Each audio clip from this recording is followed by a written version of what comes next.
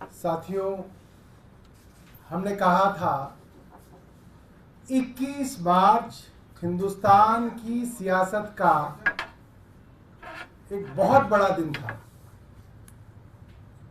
और 21 तारीख से चीजें बदलनी शुरू हुई। आज 2 अप्रैल को मंगलवार के दिन आज देश की सबसे बड़ी अदालत सुप्रीम कोर्ट के 3 जज बेंच ने आम आदमी पार्टी के सांसद माननीय संजय सिंह जी की बेल सुनी और खुद जज साहब उसके अंदर कुछ प्रश्न केंद्र सरकार से पूछ रहे थे, जिसके जवाब केंद्र सरकार ईडी के पास नहीं थे।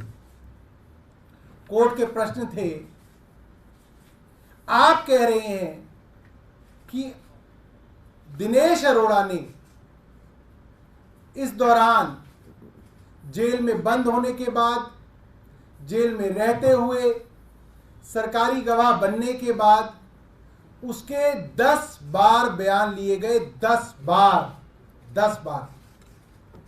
उन 10 बयानों में संजय सिंह जी के बारे में कोई बात नहीं कही गई। 10 बार के बयानों में। उसके बाद दिनेश अरोड़ा को दोबारा गिरफ्तार किया जाता है और उससे 11वां बयान लिया जाता है। 11वें बयान के अंदर वो एक बहुत ही गोलमोल सी बात कहता है कि मेरे एक आदमी ने संजय सिंह के एक आदमी को 1 करोड़ रुपए 2 बार दिए। सिर्फ ये बयान है। उसका जो आदमी है उसकी कोई गवाही नहीं, संजय सिंह जी का जो आदमी है उसकी कोई गवाही नहीं। 1 करोड़ रुपए कहाँ है किसी को कुछ पता नहीं, कहाँ पहुंचे कोई पता नहीं, रिकवरी हुई कोई नहीं हुई, अटैचमेंट हुई कोई नहीं हुई। सिर्फ एक आदमी का बयान, एक आदमी का बयान जो 10 बार बयान दे चुका है और संजय सिंह जी के बारे में कुछ नहीं कहता, उसके ऊपर दबाव डाल के 11वां बयान कर लो और आप राज्यसभा का वो सांसद उठा लो जो केंद्र सरकार से सवाल पूछता है एक आदमी के बयान पे। इसका जवाब केंद्र सरकार के पास नहीं था। सुप्रीम कोर्ट का दूसरा सवाल था, क्या कोई पैसा रिकवर हुआ है, क्या कोई पैसा अटैच किया गया है। जब कोई पैसा रिकवर ही नहीं हुआ, अटैच ही नहीं हुआ, तो पीएमएलए कैसे लगा है। इसका कोई जवाब ईडी के पास नहीं था, केंद्र सरकार के पास नहीं था। अंततः सुप्रीम कोर्ट ने यह कहा कि यह कैसे मान लिया जाए कि एक गवाह ने 11 बयान दिए, उसमें से 10 आप कूड़े के कचरे के डब्बे में डाल दोगे और एक बयान आप जो उन्होंने संजय सिंह के खिलाफ दिया उसको आप दे दोगे कोर्ट में। यह कैसे फैसला कर सकते हैं आप। बाकी 10 बयान आपने रिकॉर्ड पे क्यों नहीं डाले हैं। इसका जवाब कुछ केंद्र सरकार के पास नहीं था। यह ठीक वही बात है जो मुख्यमंत्री जी ने राउज एवेन्यू कोर्ट में बोली कि एक आदमी से 7 बार बयान लिए गए हैं। 6 बार उसने कुछ नहीं बोला, आपने उनके बच्चों को जेल में डाल दिया, 6 महीने जेल में सड़ाया, फिर आपने मेरे खिलाफ बयान ले लिया, उस बयान पे आपने गिरफ्तार कर लिया। ठीक वैसी ही बात आज सुप्रीम कोर्ट ने पूछी, जिसके बारे में कोई जवाब केंद्र सरकार के पास नहीं था। और सुप्रीम कोर्ट ने लंच आते आते ईडी को यह कहा, अगर आप कोई इंस्ट्रक्शन लाते हैं तो लेके आइए, वरना हम इनको रिहा करेंगे और रिहाई में जो हम जजमेंट लिखेंगे वो आपके पूरे केस को तहस नहस कर देगा, उसके रिपरकशंस होंगे। और डर के ईडी के पास कोई रास्ता नहीं बचा, बजाय इसके कि संजय सिंह जी को बेल मिल सके। और एक फाइनल बात मैं आपको बता दूं कि जो सेक्शन 45 है पीएमएलए का, जिसकी वजह से अक्सर बेल नहीं मिलती, वो इतना कठिन और क्रूर सेक्शन है। वो सेक्शन मैं आपको अगर पढ़ के बताऊंगा तो उसके अंदर ये है, the court should be satisfied that the accused is not guilty of the offence. ये ट्विन कंडीशन है। और अगर कोर्ट इसमें जमानत दे रहा है तो इसका मतलब ये है कि कोर्ट को ये लगता है कि संजय सिंह जी बेगुनाह हैं। और ये कोई छोटा मोटा कोर्ट नहीं है, देश की सबसे बड़ी अदालत है जो संजय सिंह जी को आज बेल दे रही है। मुझे लगता है कि आज पूरे देश की लोकतंत्र के लिए एक बहुत बड़ा दिन है, बहुत खुशी का दिन है, बहुत उम्मीद का दिन है कि शायद कुछ लोग अब जेल से बाहर निकल के इस देश के लोकतंत्र को बचा लें। मैं आतिशी जी से कहूंगा कि वो अपनी बात रखें।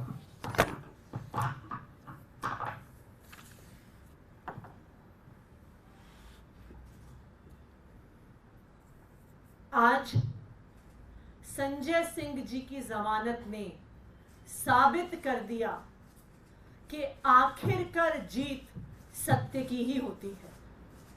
आप सत्य को दबा सकते हैं, लेकिन आप सत्य को मिटा नहीं सकते हैं। आज संजय सिंह जी की जमानत ने यह दिखा दिया। हमने देखा कि किस तरह से पिछले 2 साल से एक एक करके आम आदमी पार्टी के नेताओं को झूठे केसों में गिरफ्तार किया जा रहा था, फंसाया जा रहा था। पहले सत्येंद्र जैन जी को जेल में डाला, फिर मनीष सिसोदिया जी को जेल में डाला, फिर संजय सिंह जी को जेल में डाला, फिर अरविंद केजरीवाल जी को गिरफ्तार करके जेल में डाला। लेकिन आज संजय सिंह जी की जमानत ये बताती है कि आखिरकार जीत सत्य की ही होती है। आज संजय सिंह जी की कोर्ट प्रोसीडिंग्स में 2 महत्वपूर्ण बातें इस केस की पूरे देश के सामने आई हैं। सबसे पहला, जो सुप्रीम कोर्ट ने सवाल पूछा जिसका ईडी के पास कोई जवाब नहीं था कि मनी ट्रेल कहां है। आज इस इन्वेस्टिगेशन को होते हुए 2 साल हो गए। ईडी ने, सीबीआई ने 500 से ज्यादा अफसर लगाए इस केस की इन्वेस्टिगेशन में, लेकिन 2 साल में भी आम आदमी पार्टी के किसी नेता के पास 1 रुपया भी प्रोसीड्स ऑफ क्राइम का नहीं मिला। तो आज जब कोर्ट में पूछा गया कि पैसा कहां है, मनी ट्रेल कहां है, प्रोसीड्स ऑफ क्राइम कहां है, तो ईडी का कोई जवाब नहीं था इस सवाल को लेकर।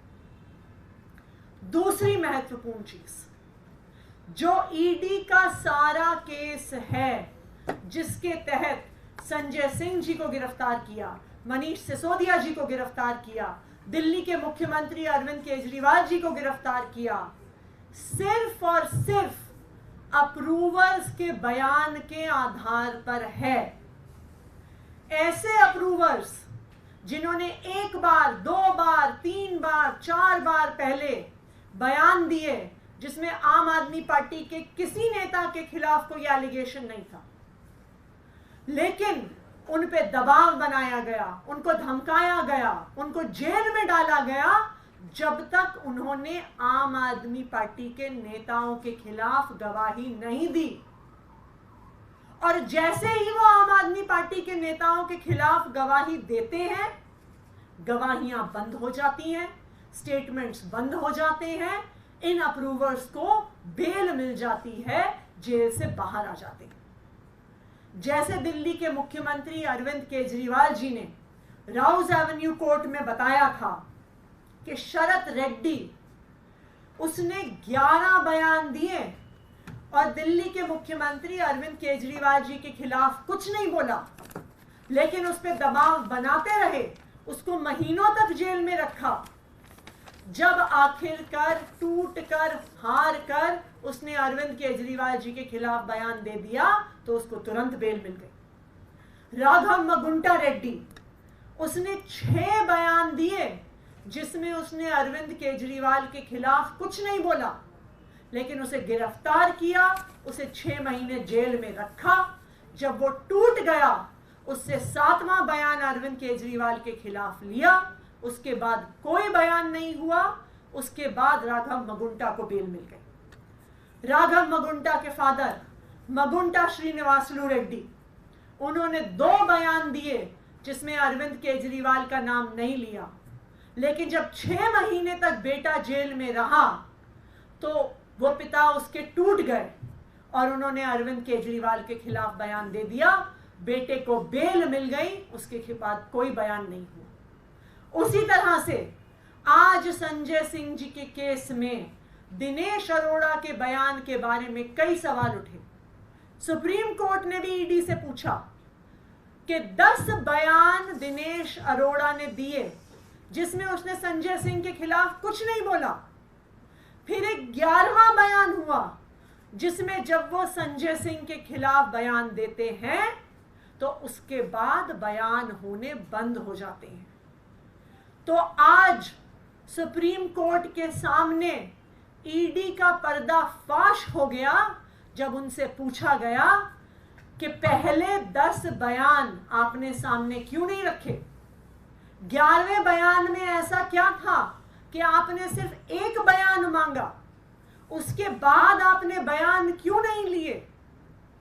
तो आज ये पूरे देश को पता चल गया कि ये तथाकथित शराब घोटाला सिर्फ और सिर्फ अप्रूवर्स के, सरकारी गवाहों के दबाव पूर्वक लिए गए झूठे बयानों के आधार पर खड़ा हुआ है। आज जो ईडी का पर्दाफाश हुआ है पूरे देश के सामने, अब हम ये उम्मीद करते हैं कि इस केस में जो एक मनी ट्रेल है उसको अब ईडी इन्वेस्टिगेट करेगी, उसकी जांच करेगी। जो शराब कारोबारी शरद चंद्र रेड्डी ने 55 करोड़ रुपया भारतीय जनता पार्टी को दिया, जो इस केस की इकलौती एस्टैब्लिश्ड मनी ट्रेल है, उसकी ईडी जांच करेगी। उस पे ईडी अपनी एफआईआर फाइल करेगी, भारतीय जनता पार्टी को आरोपी बनाएगी और भारतीय जनता पार्टी के राष्ट्रीय अध्यक्ष को गिरफ्तार करेगी और उनसे पूछताछ करेगी, क्योंकि मनी ट्रेल अगर इस पूरे केस में कोई है तो वो शराब कारोबारी शरद रेड्डी से भारतीय जनता पार्टी तक है। अब मैं माइक जैस्मिन जी को दूंगी कि वो अपनी बात रखें।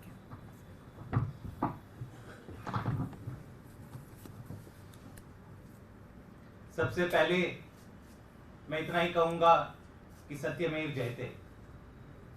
आज केवल आम आदमी पार्टी के लिए नहीं, देश के हर एक देशभक्त के लिए, जिसको सच में विश्वास है, जिसको भारत के संविधान में विश्वास है, उसकी आज जीत हुई।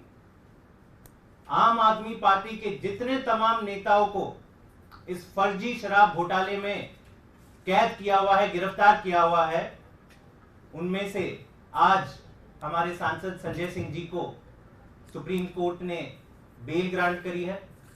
और मैं इतना ही कहूंगा कि पिछले 2 सालों से जो भाजपा ने एक झूठों का पहाड़ बनाया हुआ था, हर तरह का प्रोपेगेंडा चलाया था कि बहुत बड़ा शराब घोटाला हो गया है और फला फला व्यक्ति ने फला फला कहा इसलिए बड़ा घोटाला हो गया है, उसका पर्दाफाश आज हुआ। मैं दावे के साथ कहता हूं कि दिल्ली का कथित शराब घोटाला इतिहास के पन्नों में दर्ज होगा कि कैसे एक इतनी शक्तिशाली पार्टी ने केंद्र सरकार के तमाम इंस्टीट्यूशंस, ईडी, सीबीआई, अपने तमाम सरकारी तंत्र को इस्तेमाल करते हुए एक छोटी सी पार्टी को क्रश करने की कैसे कोशिश की है। 2 साल से इन्वेस्टिगेशन चल रही है। 2 साल से हम पूछ रहे हैं कि अगर आप कह रहे हैं इतना बड़ा घोटाला हुआ है तो मनी ट्रेल कहां है? कोई जवाब नहीं है भाजपा के पास। अब तक कहते आ रहे थे कि नहीं मनी ट्रेल मिलेगी, लेकिन हमारे पास पुख्ता गवाहों के बयान है। तो मतलब गवाहों के बयान के आधार पर यह पूरा केस खड़ा किया था। आतिशी जी और सौरभ जी ने बताया कि ये किस प्रकार के बयान इन गवाहों के द्वारा लिए गए, कैसे खुलेआम कानून का मजाक बनाया गया। आपसे हम तब तक बयान लिया करेंगे, आपको तब तक जेल में डालोगे जब तक आप एक आम आदमी पार्टी के बड़े नेता का नाम नहीं लेते। तो किसी ने किसी का नाम लिया, किसी ने किसी का नाम लिया। कई विटनेसेस तो खुद कोर्ट में जाके बोल चुके हैं कि हमें डराया जा रहा है, हमको धमकाया जा रहा है, किसी के तो कान के पर्दे फट गए हैं, खून बहा है, हमारे परिवार को भी प्रेशर किया जा रहा है। ये सारी चीज विटनेसेस ने खुद कोर्ट के सामने रखी है और यही सारी चीजों को ध्यान में रखकर आज का ऐतिहासिक निर्णय माननीय सुप्रीम कोर्ट ने लिया है। अब जब से ये निकल के आया है पिछले कई दिनों से, एक एक करके सारे बयान इनके जो फर्जी निकले हैं, तो इसका जवाब भाजपा के पास नहीं। हम हर दिन उनके नेताओं के बयान सुनते हैं। पहले कहते थे नहीं, इतने हमारे पास सरकारी गवाहों के बयान हैं। पिछले कुछ दिनों से उनका रुख बदल गया है। जब आप उनको पूछते हो कि शरद रेड्डी का क्या मतलब है, उसके 55 करोड़ का क्या एक्सप्लेनेशन है, तो चुप हो जाते हैं पूरी तरह से भाजपाई।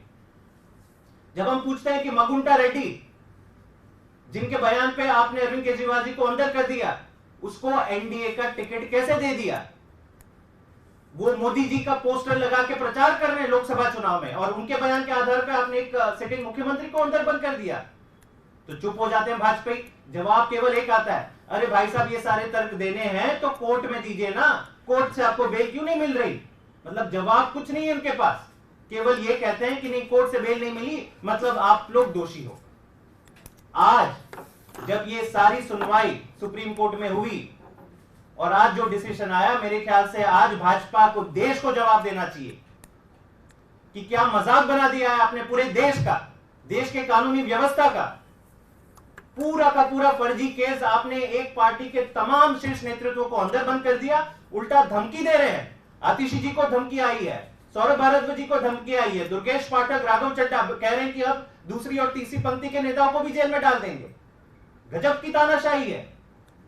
मेरे ख्याल से आज देश की जनता, देश के हर एक देशभक्त को गर्व होना चाहिए कि भारत की कानून व्यवस्था और संविधान ने सच का साथ रखा है, और कुछ ही दिनों की बात है कि ये पूरा का पूरा जो मैं कह रहा हूं कि झूठों का पहाड़ बना है, वो पूरी तरह से बिखर जाएगा। एक बात मैं अपने भारतीय जनता पार्टी के मित्रों के लिए कहना चाहता हूं। आप सब इस चीज को देखेंगे, इसलिए मैं आपको आगाह कर रहा हूं।